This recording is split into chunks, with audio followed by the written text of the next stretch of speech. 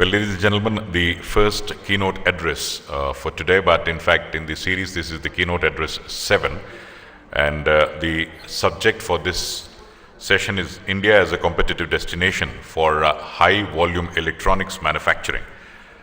We already have the esteemed speaker amidst us, Shri Ajay Shankar, the Member Secretary of NMCC, who has rich and varied experience in the central and state governments in various areas of industrial promotion, energy sector, and so on. He played a pivotal role towards putting together stimulus packages during the global economic crisis, has held several important positions, and instrumental in the private sector participation in power projects and ultra mega power projects, has been on the boards of several public sector companies, and we have been seeing his articles in about economic policies in several leading national newspapers. So ladies and gentlemen, put your hands together and let's welcome Shri Ajay Shankar onto the podium, the Member Secretary of NMCC. It's all yours, sir. India as a competitive destination for high volume electronics manufacturing. Good morning and welcome.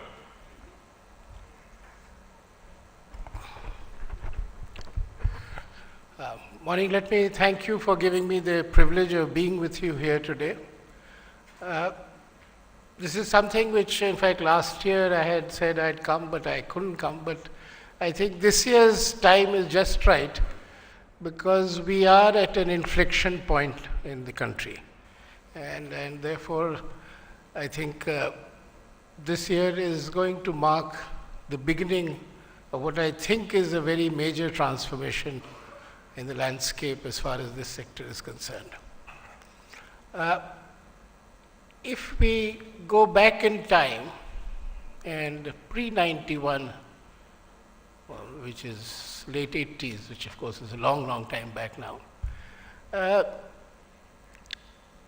in this segment, as in many others, we were attempting to be self-reliant, and a fair amount of domestic value addition and manufacturing capacity existed. Fast forward liberalization to the early 90s, this capacity started declining with liberalization and globalization. So in fact, I was present at a CII event where a CEO said that late 80s, this sector, including telecom equipment, value addition and gap between us and the rest of the world in the late 80s was less than it was in the auto sector. But the auto sector has been a great success story thereafter. So in the small car segment, we are now globally competitive. We are getting the volumes. The industry today is experiencing a bit of a downturn, but it's a very strong competitive industry and we will keep doing better. But this segment, we started losing domestic value addition. There was a continuous decline. And the last few years, the manufacturing side has been marginal or modest. Consumption has been booming. And of course, the software side, we are recognized as a major global player. So when I said that this year we are at an inflection point, so how is it that one can come to the conclusion that perhaps we are at an inflection point and what has been a secular trend of the last 10, 15 years will change and change significantly? The reason why I am optimistic is that for the first time, government in the last 2-3 years, after a fair amount of deliberation, has been able to get its act together. And we have what I believe a package, a holistic package of policy interventions which can make an impact and which can bring about a decisive change. That is one. But government alone in an open market economy, in a liberalized economy, cannot, through diktat, generate outcomes.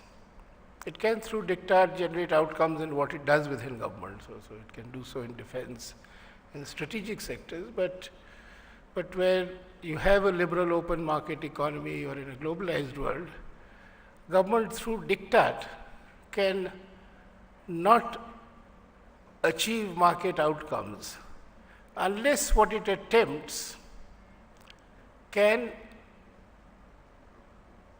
gel well or can work with market forces intelligently and efficiently to give the desired outcomes.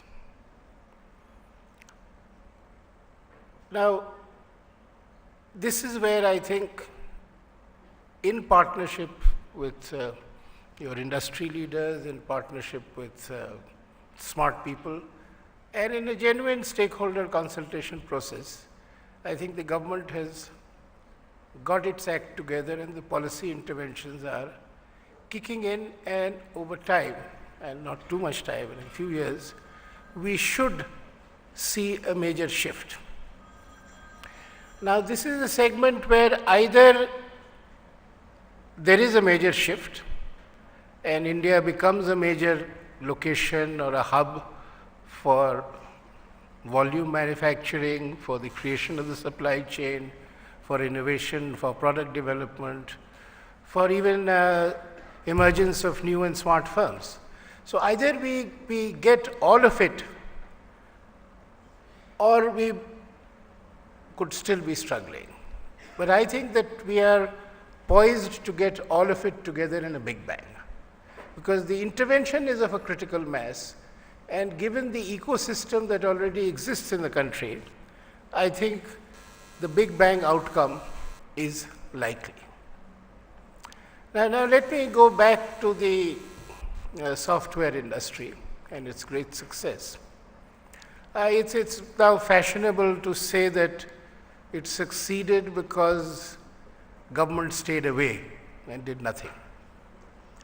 Now, that statement is right, because a lot of government interventions of the pre-91 period, which was basically a lot of licensing, a lot of permits, a lot of transactions with individual firms for individual support or benefits, was cumbersome, it was tedious, it was inefficient, it was also subject to rent seeking.